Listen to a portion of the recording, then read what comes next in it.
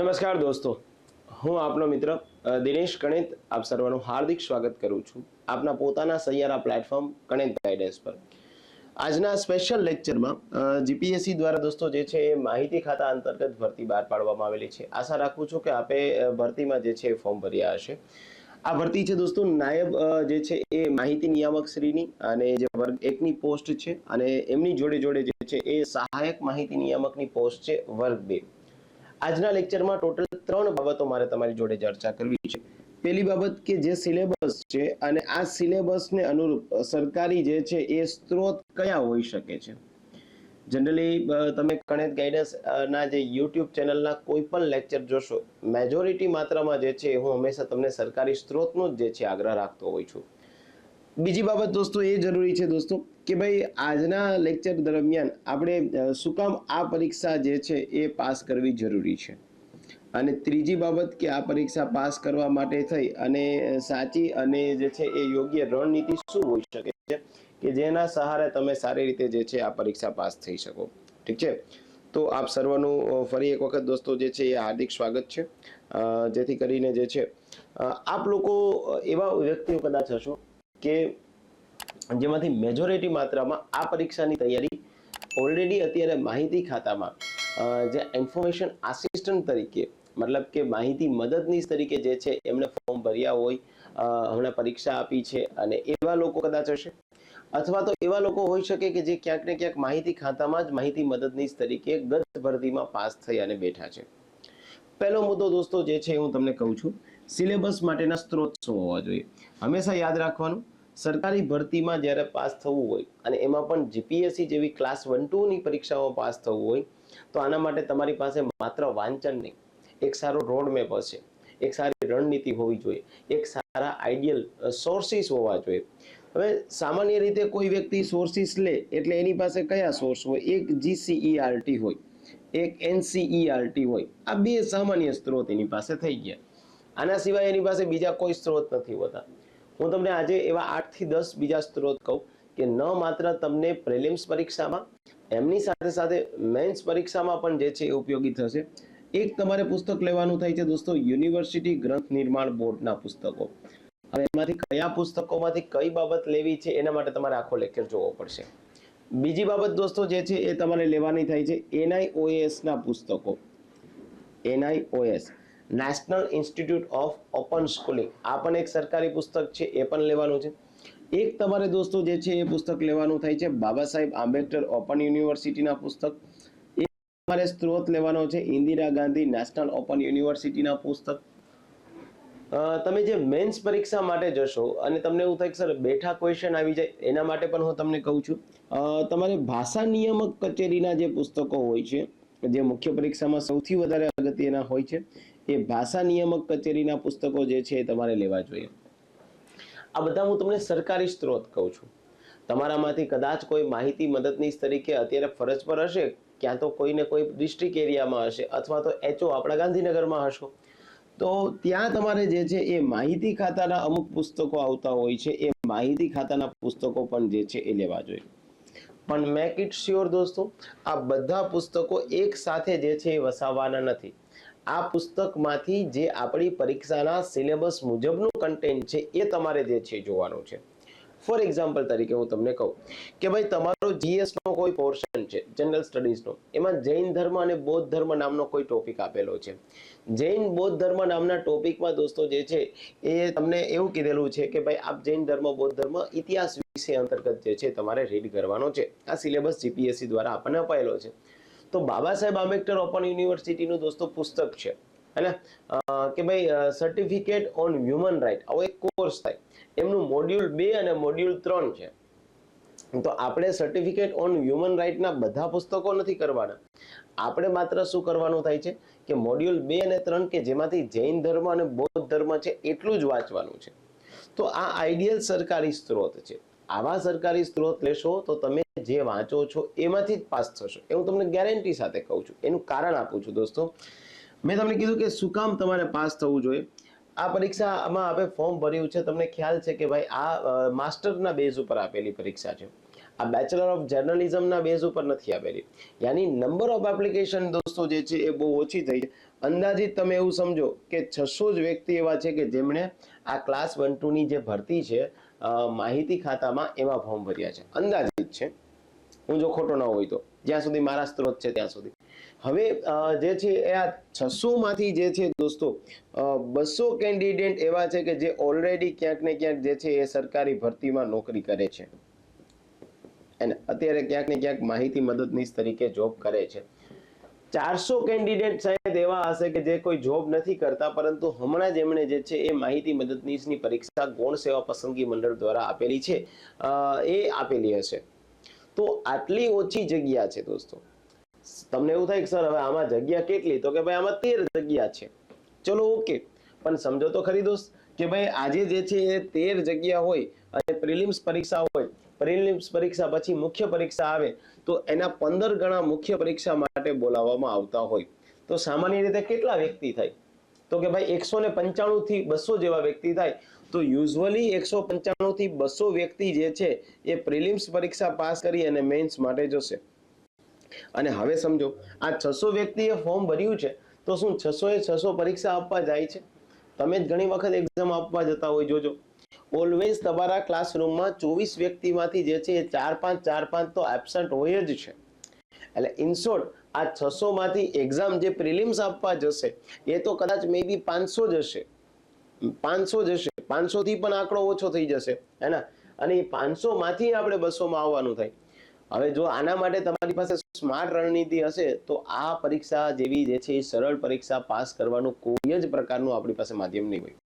પણ હા, થોડી જે છે એ સારું ગાઈડન્સ જોશે, મહેનત જોશે. મારી પાસે કોઈ જડીબુટી નથી કે હું તમને જે છે આવી રીતે લગાવી દઉં અને સીધી જ બાબતો જે છે એ યસ યા નો કહી દઉં. વિઝન જોશે દોસ્ત, તમારી તનતોડ મહેનત જોશે. કારણ કે 500 માંથી 200 માં આવવું જે છે એ કઈ લોઢાના ચણા ચાવવાથી જે છે ઓછું નહીં હોય. સો એ તમામ મુદ્દાઓ હું આપને જણાવીશ. લેક્ચર દરમિયાન આપણે બીજી કોઈ ખાખાખી નહીં કરીએ, માત્ર પરીક્ષા લક્ષી જ આપણે હંમેશા વાત કરતા હોય છે. બહુ ઓછા લેક્ચર હું તમને આપીશ. હું તમને ક્યારે લેક્ચરમાં એવું નહીં કહું કે ભાઈ લાઈક કરો, શેર કરો અને સબસ્ક્રાઇબ કરો, એવી કોઈ જરૂરિયાત નથી. આપને યોગ્ય જણે આપણે પહેલા 5 મિનિટ લેક્ચર જોયા હશે, આ સ્ત્રોત જોઈ લીધા હશે, તમને ખબર પડી ગઈ હશે કે હવે લેક્ચર જોવો કે નથી જોવો. બાકી તો નમસ્કાર દોસ્તો ને કેમ છો ને આવી જાઓ ને શેર કરી દેજો, નહીં ભાઈ, એવી કોઈ જરૂર નથી. તૈયારી કરવી છે તો ટુ ધી પોઈન્ટ તૈયારી કરો, ના કરવી તો માત્ર ફોર્મ ભરી રાખી દો. કારણ કે આ 600 માંથી 100 તો એવા છે કે જે ફોર્મ ભરીને નાખી દેશે. આમાંથી પાછા બીજા 100 તો એવા હશે કે જેની ગ્રુપ બનાવ્યા હશે, પત્રકાર મહોદય હોય ને, અને એ ગ્રુપમાં અંદર ચર્ચા કરતા હશે. માહિતી ખાતામાં જો આવા જ ઘણા જે છે એ રહી ગયા છે, 40 માર્કે નથી થતા આ માહિતી મદદનીશમાં. કારણ કે ગ્રુપ બનાવવાથી, ચર્ચા કરવાથી નહીં, આઈડિયલ સોર્સથી એક સારી રણનીતિથી પાસ થશો. તો પહેલો મારો મુદ્દો હતો કે ભાઈ સિલેબસના સ્ત્રોત. બીજું શું કામ? કારણ કે નંબર ઓફ એપ્લિકેશન ઓછી થઈ છે. ત્રીજું, આની સાચી રણનીતિ શું હોઈ શકે છે? આની પરીક્ષા ક્યાં સુધીમાં આવી શકે એમ છે? હું કદાચ માનું દોસ્તો કે આ એક્ઝામ લગભગ 3 કે 4 મહિનામાં કન્ડક્ટ થઈ જશે. શું કામ? જીપીએસસી માટે આ પરીક્ષા કન્ડક્ટ કરવી સહેલી રહે. શું કામ સહેલી રહે ભાઈ? બીકોઝ 600 જ વ્યક્તિ છે, કદાચ 2 સ્કૂલમાં જે છે એ નંબર આપી દે અથવા સીબીઆરટી ની પદ્ધતિથી લઈ લે તો આરામથી જે છે તમારે જે પરીક્ષા કન્ડક્ટ થઈ જાય.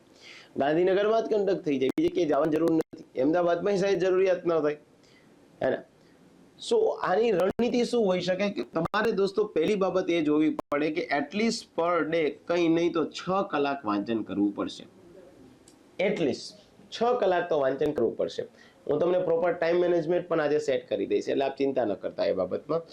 હવે જો 6 કલાકમાંથી તમે આવી રીતે વાંચતા હોય કે ભાઈ 1 કલાક ઇતિહાસ ને, 1 કલાક ભૂગોળ ને, 1 કલાક પત્રકારત્વ ને, તો આ તમારી તૈયારી આજની 2026 ની નથી, તમારી તૈયારી 2030 ની છે એવું માનજો. એની પાસ બહુ લેટ થશો, આવું નથી કરવાનું. જો તમે એવી રીતે વાંચતા હશો કે ભાઈ સોમવારે એક ઇતિહાસ, મંગળવારે ભૂગોળ, બુધવારે જે છે પત્રકારત્વ, તો આ તમારી ઓછામાં ઓછી 2036 ઓલિમ્પિક આવી જશે ત્યારે પાસ થશો. તો તમને એમ થાય સર શું કરવું?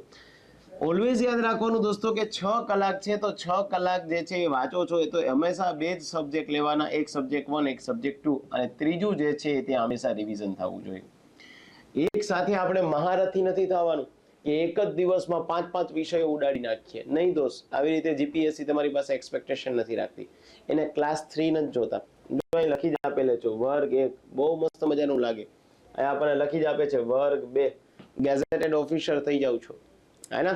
સો એને ગેઝેટેડ ઓફિસર જોઈએ છીએ, ક્લાસ 1-2 જોઈએ છીએ, તો પાછા ઉમેદવાર પાસે નોલેજ એવું હોવું જોઈએ. ડન છે. તો 3 મુદ્દાઓની ચર્ચા કરી. હવે આપણે ચર્ચા એ કરવાની થાય છે દોસ્ત કે ભાઈ આમની પરીક્ષા પદ્ધતિ શું છે. પરીક્ષા પદ્ધતિ યોજવા માટે દોસ્તો 3 તબક્કા આપ્યા છે. એક પ્રિલિમિનરી પરીક્ષા આપે છે, પણ યાદ રાખજો પ્રિલિમિનરી પરીક્ષા માત્ર ને માત્ર ક્વોલિફાઈંગ છે, એના કોઈ માર્ક જે છે એ તમારા ફાઇનલ મેરિટમાં કાઉન્ટ કરવામાં નહીં આવે. ત્યારબાદ મુખ્ય પરીક્ષા છે, એક લેખિત અને એક રૂબરૂ મુલાકાત. જે જગ્યાઓ આપેલી છે દોસ્તો, આ જગ્યા માટે ઉમેદવારોની આખરી પસંદગી એમની લેખિત અને રૂબરૂ મુલાકાતને આધારે જે છે એ કરવામાં આવશે. હવે જે એમાં પહેલું પેપર છે, યાની કે તમારું જે છે એ પાર્ટ એ છે. પાર્ટ એ યાની કે પ્રિલિમ્સ પરીક્ષા છે દોસ્તો, એ તમારી કેવી હશે? ઓબ્જેક્ટિવ ટાઈપની, યાની કે એમસીક્યુ રહેશે. આમાં 100 માર્કના જે છે જનરલ સ્ટડીઝ રહેશે અને જર્નલિઝમના 200 હશે. યાદ રાખજો પેપર એક જ રહેવાનું છે, હે ને. તો 300 જે છે એ તમારા હશે. કદાચ જનરલ સ્ટડીઝનું પેપર અલગ લઈ શકે એવું થાય. હવે જીપીએસસી એક નવો ટ્રેન્ડ કાઢ્યો છે કે ભાઈ જનરલ સ્ટડીઝના તમામ પ્રકારના જેટલા પેપર છે એ બધા એક સાથે લેવામાં આવે અને જર્નલિઝમનું પેપર અલગથી લેવામાં આવે, એવું જીપીએસસી અત્યારે કરે છે. તો બની શકે કે એવું થઈ શકે 3 કલાક પણ આમાં જોડે આપી દીધું છે, એટલે મે બી જે છે એ બની શકે કે બંને એક સાથે જ પેપર 300 નો આવે. પાર્ટ ત્યાં જસ્ટ અલગ આવે છે. પ્રશ્નપત્ર 1 અને પ્રશ્નપત્ર 2 વૈકલ્પિક હેતુલક્ષી પ્રકારનું છે અને જેનું જે છે એ સ્ટાન્ડર્ડ કેવું રહેશે દોસ્તો? સ્નાતક કક્ષાનું રહેશે. અને પ્રશ્નપત્રો અને પ્રશ્નોનું માધ્યમ ગુજરાતી રહેશે. આ ઘણા ઉમેદવારોને ક્વેશ્ચન હોય, યાદ રાખજો. હવે એક ક્વેશ્ચન અહીંયા તમારા ઉમેદવાર તરીકે એવો થાય કે સર તો અમારે પત્રકારત્વને ધ્યાન આપવું કે જીએસ જનરલ સ્ટડીઝને ધ્યાન આપવું? યાદ રાખજો પત્રકારત્વમાં દરેક વ્યક્તિ નિપુણ જ હોય, પણ જીપીએસસી કોઈ દિવસ એને નિપુણ થવા દેતી નથી, હે ને. એ જેટલા નિપુણ હોય ને એટલા જ તોડી નાખે છે. શું? કારણ કે આ સબ્જેક્ટ તો તમે ભણેલા છો, જર્નલિઝમના ટોપિકો શાયદ ભણેલા છે, એમાં તુક્કો લગાવી શકાશે. પણ આમાં કેમ તુક્કો લગાવવો ભાઈ? આ તો જનરલ સ્ટડીઝ છે, એમાં તો તમારે ભણેલા હશો પણ બહુ બેઝિક ભણેલા હશે. તો એવું નથી કરવાનું કે જર્નલિઝમ બહુ બધું કરી લેવાનું થાય અને જીએસ આપણું રહી જાય. એવું ના થવું જોઈએ કે ભાઈ જર્નલિઝમમાં 200 માંથી જે છે આપણને 80 માર્ક આવ્યા અને જનરલ સ્ટડીઝમાં 10 માર્ક આવ્યા. આવું ના થવું જોઈએ.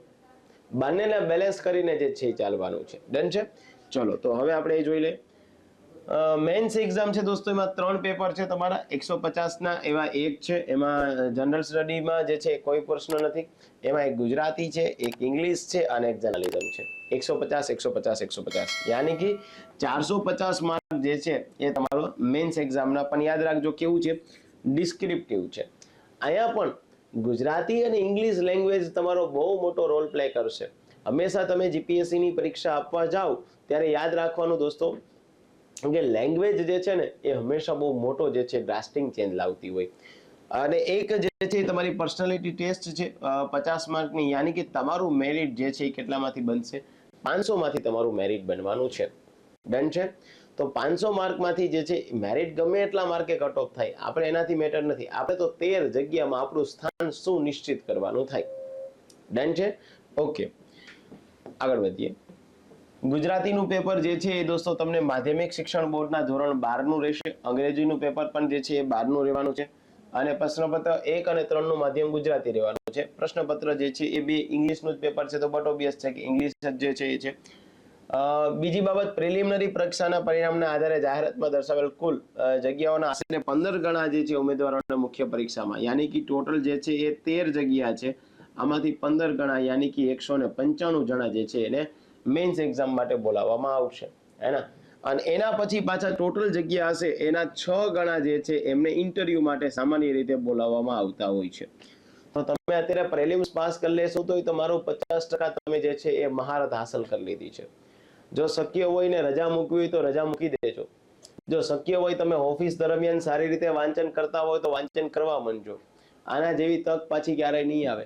શાયદ એવું બની શકે કે ભાઈ 2027 ની વિધાનસભાની ચૂંટણી હોય, અત્યારે કદાચ તમે જે છે એ માહિતી મદદનીશ તરીકે ફરજ પર હોય અને જ્યારે જે છે એ વિધાનસભાની 2027 ની ચૂંટણી હોય અને ત્યાર પછી શપથ ગ્રહણ સમારંભ યોજાય ત્યારે કદાચ ક્લાસ 1-2 તરીકે તમે ક્યાંક જે છે એ રિપોર્ટિંગ, અત્યારે રિપોર્ટિંગ ને કવરેજ કરવા જતા હશો, ત્યારે તમે ઓર્ડર આપતા હશો કે ભાઈ કવરેજ કરતો આવજા, હે ને? અત્યારે તમે તમારા સરથી ટાયર્ડ થઈ ગયા છે, સર યાર મારે વાંચવાનું હોય ત્યારે જ મને કવરેજ કરવા મોકલી દે છે. હાય, આપણે ક્લાસ 3 છે, પણ જો 1 2 થઈ જાવ તો કશી ચિંતા નહીં કરવાની, હે ને? ચલો તો મૌખિક કસોટી 50 માર્કની છે દોસ્તો. પરિણામના આધારે જે છે કુલ જગ્યાના 3 ગણા, યસ અહીંયા 3 ગણા છે, 13 તેરી 39, યાની કે 39 વ્યક્તિઓને જે છે એ બોલાવવામાં આવશે. મૌખિક કસોટીમાં ઉમેદવારે હાજર રહેવું જે છે ફરજિયાત છે. ઓકે, તો એક ભાગ 1 છે સામાન્ય અભ્યાસ, હેતુલક્ષી છે, MCQ છે, 100 ક્વેશ્ચન હશે, 100 માર્ક છે. એમાં એક ઇતિહાસ અને સંસ્કૃતિ છે. સિંધુ ખીણ આપેલું છે, વૈદિક યુગ આપેલું છે, જૈન ધર્મ, બૌદ્ધ ધર્મ આપેલું છે, મધ્ય એશિયા સાથેના સંપર્ક, પ્રાચીન અર્વાચીન ભારતના તેમજ ગુજરાતના રાજવંશો આપેલા છે. જો આમાં તમારે શું કરવાનું છે, આના માટે દોસ્તો તમે જે છે એ બાબા સાહેબ આંબેડકર ઓપન યુનિવર્સિટીનું પુસ્તક લઈ લો, તમારું કામ થઈ જશે. જ્યારે ગુજરાતના રાજવંશો છે ને દોસ્તો, આ ગુજરાતના જે છે એ મુખ્ય રાજવંશો, એટલે એમાં ચાવડા વંશ, સોલંકી વંશ, વાઘેલા વંશ, આમની વાત થાય છે. એના માટે જે છે એ આપ જે છે એ બાબા સાહેબ આંબેડકર ઓપન યુનિવર્સિટીનું પુસ્તક તો મેં તમને જૈન ધર્મ, બૌદ્ધ ધર્મ માટે કીધું, પણ ગુજરાતનો ઇતિહાસ કરીને યુનિવર્સિટી ગ્રંથ નિર્માણ બોર્ડનું પુસ્તક આવે છે, ગુજરાતનો ઇતિહાસ. એમાં તમને ચાવડા વંશ, વાઘેલા વંશ, સોલંકી વંશ, એમનું જે વહીવટી તંત્ર, એમનું સામાજિક, ધાર્મિક, આર્થિક જે છે પરિસ્થિતિ, આ બધી બાબત તમે ઇઝી ગોઈંગ ત્યાંથી જે છે એ મેળવી શકશો. ઓકે, બટ હજી પણ તમને કહું છું, યુનિવર્સિટી ગ્રંથ નિર્માણ બોર્ડ હોય કે અન્ય કોઈ પુસ્તકનો મેં તમને સ્ત્રોત આપ્યા હોય છે, એ સ્ત્રોત બધા એક સાથે આખું પુસ્તક નથી વાંચવાનું. આપણે પુસ્તકમાં જે છે એ માની લો કે મહા ગુજરાત આંદોલન આપેલું હોય, પણ આપણા સિલેબસમાં સપોઝ એ ટોપિક નથી, તો એ નહીં વાંચવાનો, પુસ્તક આખું નહીં વાંચવાનું. માત્ર ને માત્ર શું કરવાનું છે, જે ટોપિક આપેલો છે એ જ ટોપિક વાંચવાનો છે. ત્યારબાદ દોસ્તો ભક્તિ આંદોલન છે અને સૂફીવાદ છે. આ ભક્તિ આંદોલન તમને સારી રીતે NCERT ના પુસ્તકોમાંથી જે છે એ અવેલેબલ થઈ જશે. ભારતમાં યુરોપિયન નું આગમન છે, કંપનીનું વિસ્તરણ છે, 1857 નો જે છે એ સ્વતંત્ર સંગ્રામ છે, ભારતીય સ્વતંત્રતા માટેની ચળવળ છે. અગેન દોસ્તો જે છે એ આધુનિક ભારતનો ઇતિહાસ, આધુનિક ભારતનો ઇતિહાસ, યુનિવર્સિટી ગ્રંથ નિર્માણ બોર્ડ. આમના 2 ભાગ છે, ભાગ 1 અને ભાગ 2. ઓકે, આ બંને ભાગ તમારે કરવા જોઈએ, કારણ કે આમાં દોસ્તો તમને જે છે એ 1885 થી લઈ 1919 સુધી પાર્ટ 1 આપ્યો, 1919 થી 1947 એ પાર્ટ 2 આપ્યો છે. બંને પુસ્તકો સારા છે, તો આ બંને પુસ્તકો તમે જે છે એ સારી રીતે લઈ શકો છો. રાષ્ટ્રીય આગેવાનો ત્યાં જ આવી જશે. આઝાદી પછીનું ભારત અને ગુજરાત. આઝાદી પછીનું ભારત એટલે શું, આપણે PM ના સમયગાળામાં થયેલા કાર્યો લેવાના, હે ને? આઝાદી પછીનું ભારત, અહીંયા તમારે લેવાનું થાય છે દોસ્તો પંચવર્ષીય યોજના, 5 યર પ્લાન તમારે જે છે એ લેવાનું. અહીંયા તમારે લેવાનું કે રાષ્ટ્રપતિ મહોદયના સમયગાળામાં થયેલા કાર્યો, આ તમારે જે છે જોવા પડશે. ગુજરાત અને ભારત અને ગુજરાતનો સાંસ્કૃતિક વારસો, ભારત ગુજરાતની સંત પરંપરાઓ, આના માટે હું તમને જે છે એ સારું પુસ્તક કહું છું. એક તો તમે જોરાવરસિંહ જાદવ જે છે એ બુક લેજો, જોરાવરસિંહ જાદવ. એક બુક લેજો ગુજરાતની અસ્મિતા, આ પણ તમારા માટે બહુ સારી પુસ્તક છે, રજની વ્યાસ. અને એક પુસ્તક જે છે એ તમારે લેવાનું થાય છે હર્ષોદાબેન સેદાણી, હર્ષોદાબેન સેદાણી. આ પણ તમારું પુસ્તક જે છે એ ગ્રંથ નિર્માણ બોર્ડનું છે. આ માહિતી ખાતાના પુસ્તકો છે. તો આ પુસ્તકથી શું થશે દોસ્તો કે ભાઈ તમને બહુ સારો બેનિફિટ થશે. આ પુસ્તકથી થશે એવું કે તમે જે એકચ્યુઅલમાં વાંચો છો એવું જ પૂછાશે. અગેન તમને કહું છું, જે ટોપિક આપેલા છે એ જ ટોપિક કરજો, બીજા ટોપિક નહીં કરતા. હર્ષોદાબેન સેદાણીનું પુસ્તક તો દોસ્તો એટલું સારું છે કે કદાચ ભારતના વારસામાં 10 ક્વેશ્ચન પૂછાયેલા હોય તો 7 ક્વેશ્ચન આમાંથી જ આવતા હોય છે. તો આ ટોપિક જે છે તમે સારી રીતે જોઈ લો, તમને જે છે બહુ સારું જે છે એ મળી જવાનું છે. ભારત અને ગુજરાતની જીવન પરંપરા, મેળા ઉત્સવ. હવે જો આ મેળા ઉત્સવ માટે સંગ્રહ સ્થાન માટે જે છે મસ્ત મજાની જે છે એ માહિતી ખાતા, ઇવન આદિવાસી જનજીવન જે છે એ માહિતી ખાતા, અને માહિતી ખાતામાં જે છે એ ગુજરાત information.net, આ નામની વેબસાઇટ છે અને એમાં તમારે પબ્લિકેશન ડિવિઝનમાં જવાનું છે. એમાં પબ્લિકેશન ડિવિઝનમાં તમે જોશો ને તો ત્યાં તમને મસ્ત મજાની બધાની પીડીએફ પડી છે. અને એ જો હેરાન ન થવું હોય તો આપણી કણેજ ગાઈડન્સ જે છે એ કણેજ ગાઈડન્સ ઓફિશિયલ ટેલિગ્રામ ચેનલ છે. તો આ ટેલિગ્રામ ચેનલમાં પણ મેં જે છે આ તમામની પીડીએફ આપને મોકલેલી છે. બીકોઝ આ બધા પુસ્તકો માહિતી ખાતાના એવા છે કે જે નોટ ફોર સેલ છે, જે વેચાતા તમને ક્યાંય નહીં મળે. આના માટે તમારે જે છે એ ઓફિશિયલ સરકારશ્રીનો કોન્ટેક્ટ કરવો પડશે, યાની સરકારશ્રીની કચેરીનો કોન્ટેક્ટ કરવો પડશે. ઠીક છે, તો આ બાબત તમને ત્યાંથી મળી જશે. ગુજરાતી સાહિત્ય છે દોસ્તો, તો ગુજરાતી સાહિત્ય માટે 6 થી 10 ના જે છે એ આપણા જે જીસીઆરટી હોય એમાં જે પાઠનો પરિચય આવતો હોય, હે ને, આપણે જ્યારે ભણતા ત્યારે પાઠનો પરિચય આવતો, આ પાઠનો પરિચય તમને ત્યાંથી મળી જશે. તીર્થ સ્થળો અને પર્યટન સ્થળો અગેન તમને સારી રીતે માહિતી ખાતાના જે છે પુસ્તકોમાંથી મળી જશે. ત્યારબાદ બંધારણના પ્રશ્ન છે દોસ્તો. હવે બંધારણમાં કેવું થાય કે તમને ક્વેશ્ચન થાય કે સર બંધારણમાં તો 1 થી 22 ભાગ છે. જો યાદ રાખવાનું, આપણે બંધારણમાં નિપુણ નથી થવાનું. આપણે પરીક્ષામાં માની લઈએ કે 200 માર્ક છે, એમાંથી 100 માર્ક જીએસ ના છે, એમાંથી 20 ક્વેશ્ચન બંધારણના આવે તો 20 માંથી આપણે 15 ક્વેશ્ચન આવડવા જોઈએ. એના માટે શું કરવું પડે?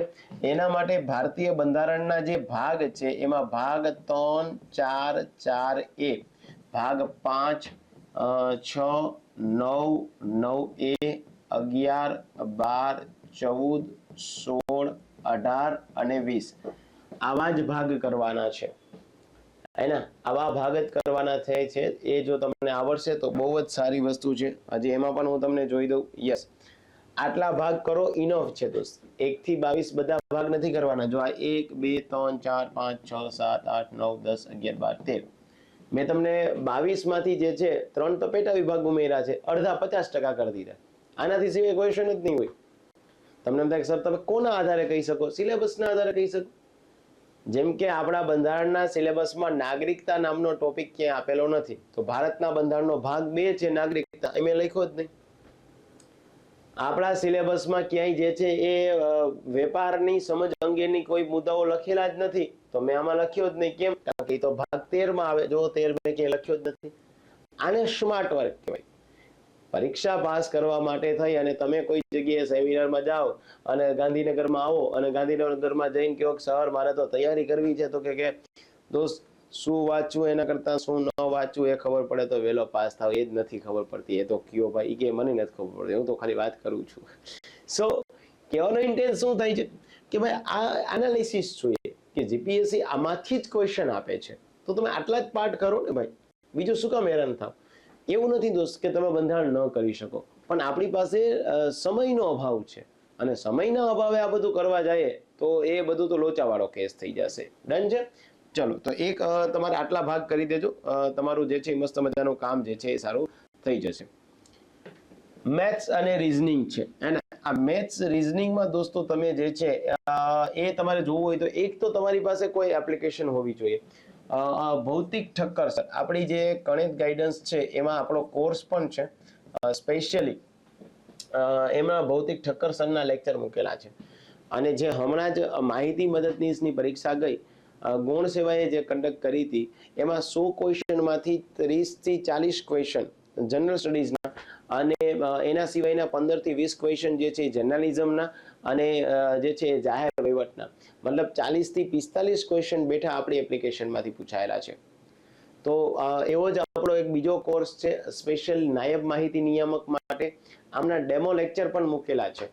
આ જેટલા સોર્સિસ મેં તમને કીધેલા છે, આ જે માની લો કે ઇતિહાસના સોર્સ મેં તમને કીધેલા છે, આ સોર્સિસ તમારે પોતે હેરાન થઈને ન ફાઇન્ડ આઉટ કરવા હોય તો કોઈ ચિંતા ન કરો ભાઈ. આપણી એપ્લિકેશનમાં જે છે એ માહિતી નિયામકનો જે છે એ સ્પેશિયલ કોર્સ છે. આ કોર્સ તમે પરચેસ કરી લેશો તો અમારા જેટલા પણ ફેકલ્ટીઝ છે એમણે આ સરકારી સ્ત્રોત લઈને જ જે છે તમને ભણાવ્યું છે. આ આપણા કોર્સમાં જે છે એ તમને વિડીયો લેક્ચર પણ મળશે, એમની સાથે પીડીએફ બી મળશે. પીડીએફ તમે પ્રિન્ટ આઉટ પણ કરી શકશો.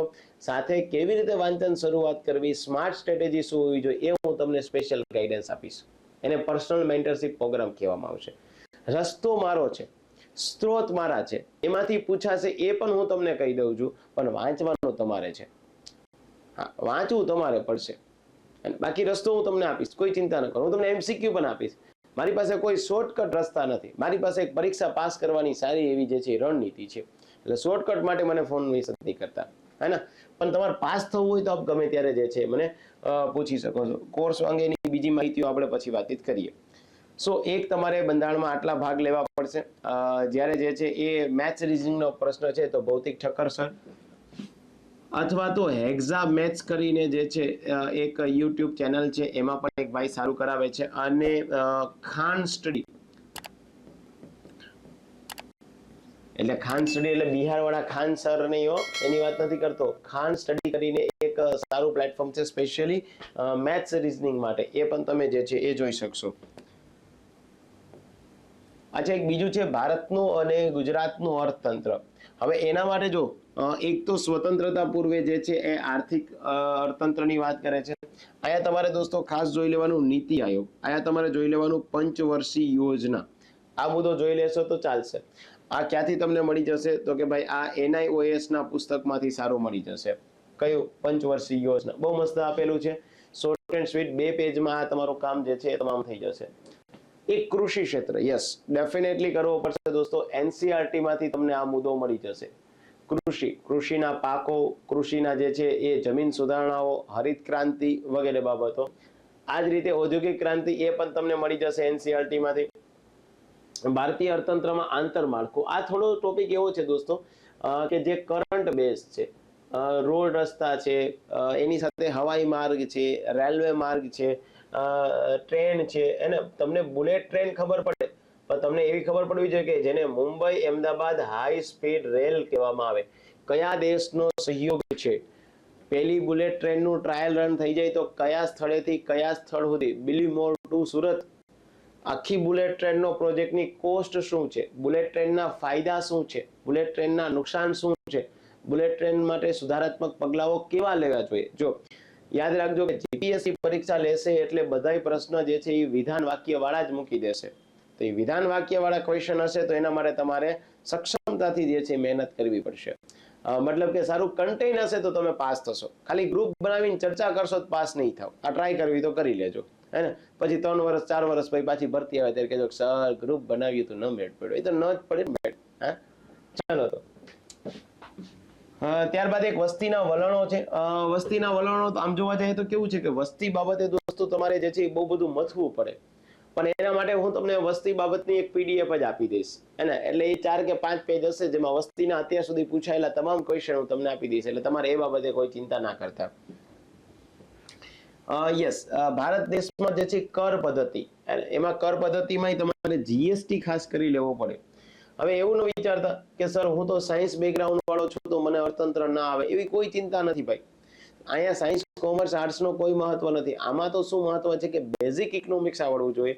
અહીંયા તમને દોસ્તો જે છે એ ડિરેક્ટ ઇનડાયરેક્ટ, પ્રત્યક્ષ અને પરોક્ષ કર આવું આવડે તો ના ચાલે. અહીંયા તો તમને ખબર પડવું જોઈએ કે પ્રત્યક્ષ કર કોને કહેવાય, પરોક્ષ કર કોને કહેવાય, પ્રત્યક્ષમાં કયા કયા મુદ્દાઓ આવે, પરોક્ષમાં કયા કયા મુદ્દાઓ આવે, આ તમને ખબર પડવી જોઈએ. ભારતના વિદેશ વ્યાપારના જે છે અર્થતંત્ર, તો તમે NCERT માંથી જે છે સારા એવી રીતે તમે જે અર્થતંત્ર વાળો મુદ્દો ક્લિયર કરી શકો. આ બધું ન કરવું હોય તો આપણા જે છે એ એપ્લિકેશનમાં 200 પેજની મેં તમને ફાઇલ બનાવીને રેડી કરીને આપી દીધી, અને એ 200 પેજની ફાઇલ આ NCERT GCERT બધાનું મિશ્રણ કરીને આપેલી છે.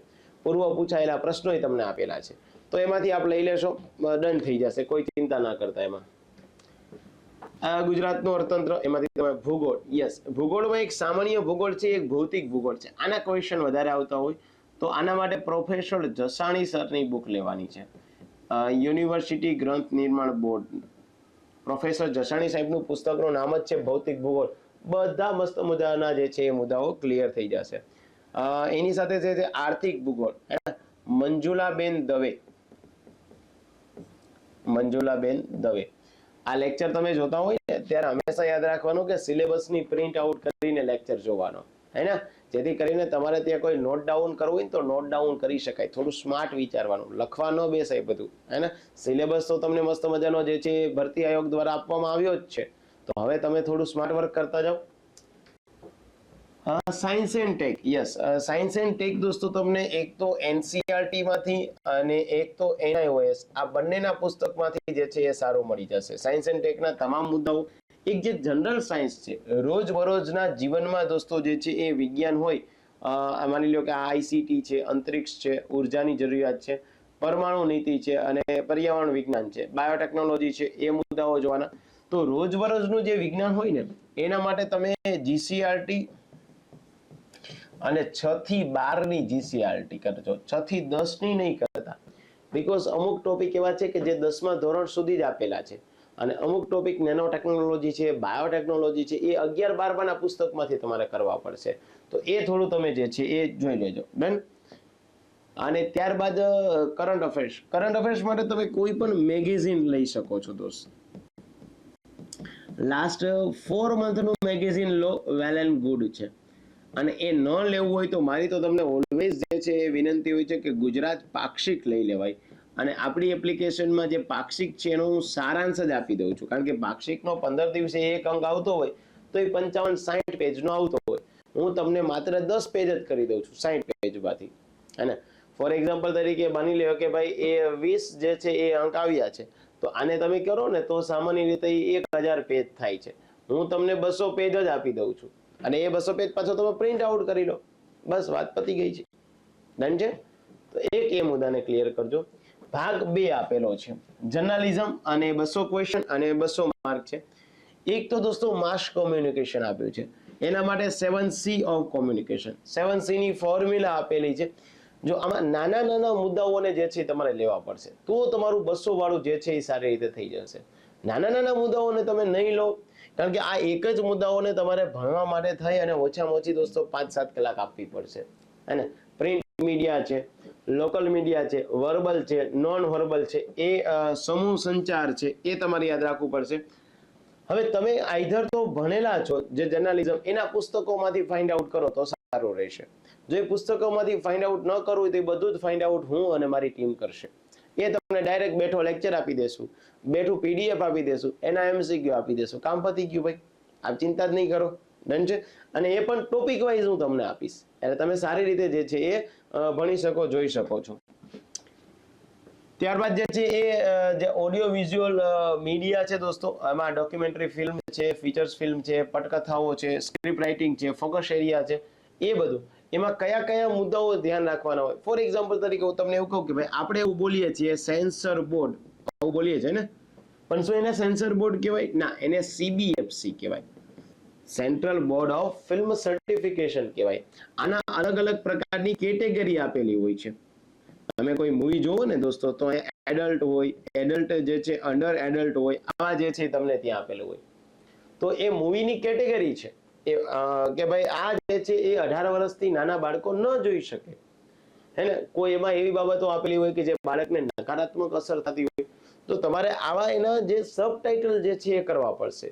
અને હંમેશા હવે તો હસમુખ પટેલ સાહેબના અધ્યક્ષ પદે આ બધી ભરતીઓ લેવાય છે, તો એમણે તો કીધેલું જ છે કે ભાઈ હું હંમેશા પ્રેક્ટિકલ પૂછીશ અને પુસ્તકિયું જે છે એ જ્ઞાન લઈને આવશે એવા વ્યક્તિઓને મારે નથી જોતા. 360 ડિગ્રીથી વિચારે છે મારે એવા વ્યક્તિ જોવા.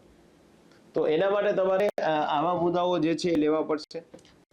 પત્રકારત્વના કાયદાકીય પાસા, યસ, પત્રકારત્વ માટેના જે છે એ કોપીરાઇટના જે છે એ રાઇટ્સ આપેલા હોય, ટ્રેડમાર્કના રાઇટ્સ આપેલા હોય, પ્રિન્ટિંગ બાબતના એક્ટ આપેલા હોય. આ કાયદાકીય પાસા અને આ એક્ટ તમારે જે છે એ જોઈ લેવા પડશે. માહિતી વ્યવસ્થાપન અને તેનો ઉપયોગ, સંગ્રહ સ્થાન, ફીડબેક જે છે એ મિકેનિઝમ છે, ફીડબેકનો ડેટા, વેબ આધારિત પ્રચારના સાધનો છે, ન્યૂ મીડિયા, આ હંમેશા ખાસ જોઈ લેવાનું. ન્યૂ મીડિયાના ફાયદા શું છે? હવે પેલા કરતા માહિતીઓ આપણે તરત પહોંચાડી દઈએ છીએ, પણ એના જે છે એ કદાચ પહેલા એવું થતું હતું કે આપણે ન્યૂઝપેપર ઉપર આધાર રાખવો પડતો હતો. હવે ન્યૂઝપેપર ઉપર આપણે આધાર નથી રાખતા, હવે આપણે તરત જ જે છે એ માહિતી મળી જાય. કોમનવેલ્થ ગેમ જે છે એ 5 વાગે લંડન ખાતે નક્કી કરી હોય કે ભાઈ 2030ની કોમનવેલ્થ આપણે ઇન્ડિયા, ગુજરાત, અમદાવાદને આપશું, તો 5 ને 5 મિનિટે આપણી પાસે માહિતી આવી જાય છે. આ ન્યૂ મીડિયા છે. ન્યૂ મીડિયાના ફાયદા બી છે, ન્યૂ મીડિયાના નુકસાન બી છે, એના સુધારાત્મક પગલાં હોય છે અને એના માટે પોલિસી બનાવવી પડે છે, હે ને. આજે હું તમને એમ કહું કે કોઈ એક ફિલ્મ છે અને કોઈ ઓટીટી પ્લેટફોર્મ છે, નેટફ્લિક્સની વાત કરું છું, ફિલ્મોમાં કદાચ ગાળાગાળી થોડાક પ્રમાણમાં ઓછી હશે, પણ ઓટીટીમાં ગાળાગાળી બહુ વધારે થતી હોય, બીકોઝ એની ઉપર કોઈ પણ પ્રકારનું પ્રતિબંધ નથી. સો આ મુદ્દાઓ જે છે એ બહુ મહત્વના થતા હોય છે. પ્રદર્શન એક્ઝિબિશન દ્વારા પ્રત્યાયન, પત્રકાર પરિષદ માટેની તૈયારીઓ જે છે એ હોય છે. પુસ્તક, પુસ્તિકા, પેમ્ફલેટ, ફોલ્ડર્સ, સરકારી જનસંપર્ક, આંતરિક અને બાહ્ય, મીડિયા પેકેજિંગ છે, સોશિયલ મીડિયા માર્કેટિંગ છે, અને આ બધાના કરંટ અફેર્સ. તો આ મેં તમને જે છે એ કીધેલું છે કે ભાઈ તમે જે છે એ સરકારી જર્નાલિઝમ તમારે 200 માર્કનું લેવું હોય તો તમે જે ભણેલા છે એ બાબા સાહેબ આંબેડકર ઓપન યુનિવર્સિટી અથવા તો ઇગ્નુ, બંનેના પુસ્તક સરખા થઈ ગયા છે. આના માટેનું એક ગ્રુપ પણ આપણું બનેલું છે દોસ્તો. તો જો આ તમારે વોટ્સએપ ગ્રુપમાં જે છે એ જોડાવવું હોય તો તમારે આ નંબરમાં 7226926024 અને ત્યાં જે છે એ માહિતી નિયામક આવું લખીને મોકલી આપજો. તો હું તમને એડ કરી આપીશ. અને અત્યાર સુધીમાં એમાં આપણે એવી જ અપડેટ મોકલશો કે જે અપડેટ માત્ર ને માત્ર કેવી હોય તો કે જે અપડેટ આ માહિતી નિયામક સંબંધિત હોય. અને આપના કોઈ બીજા મિત્રો આ બાબતની પ્રિપેરેશન કરતા હોય તો ડેફિનેટલી દોસ્તો જે છે એ તમે એને આપણા ગ્રુપમાં જોડી શકો, અથવા તો આ લેક્ચર આપને યોગ્ય જણાનો હોય તો આપ એમને મોકલી શકો છો. હે ને, યુઝ્યુઅલી તો આ બાબતે લોકોમાં બહુ ઓછી અવેરનેસ હોય, પણ એવું જરૂરી નથી ઓછી અવેરનેસ હોય એટલે લોકો જે છે એ પ્રિપેરેશન ના કરે. ડેફિનેટલી આ બાબતમાં તમે તૈયારી કરો તો તમને રિઝલ્ટ મળે. સો 3-4 મહિના લડી લો દોસ્ત. કદાચ માહિતી મદદની સ્થિતિ છે તમે ડાયરેક્ટ જે છે ક્લાસ 1 કે ક્લાસ 2 થઈ જાઓ તો તમારા માટે બેટર છે. આના માટેનો જે કોર્સ છે દોસ્તો, આના માટેનો જે આપણો કોર્સ છે, આ કોર્સની ડિટેલ પણ દોસ્તો જે છે એ હું તમને મોકલી આપું છું આપણા જે છે એ વોટ્સઅપ ગ્રુપમાં. 6 મહિના માટેનો કોર્સ છે. પ્રિલિમ્સ અને મેઇન્સ બંને જે છે આમાં સંગ્રહિત થઈ જશે એને.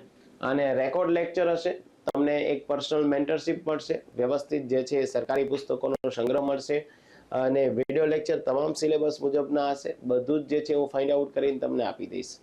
ઠીક છે. થેન્ક યુ વેરી મચ દોસ્તો. કે આશા રાખું કે હવે આપણે જે છે એ યોગ્ય જણાવવું હોય તો પછી આપ ચેનલને લાઇક, શેર અને સબસ્ક્રાઇબ કરી શકો છો. આશા રાખું છું કે આ બધા જ લોકો ક્લાસ 1-2 તરીકે માહિતી નિયામકમાં પસંદ થાવ તેવી શુભકામનાઓ સાથે wish you all the very best. આવજો. બાય.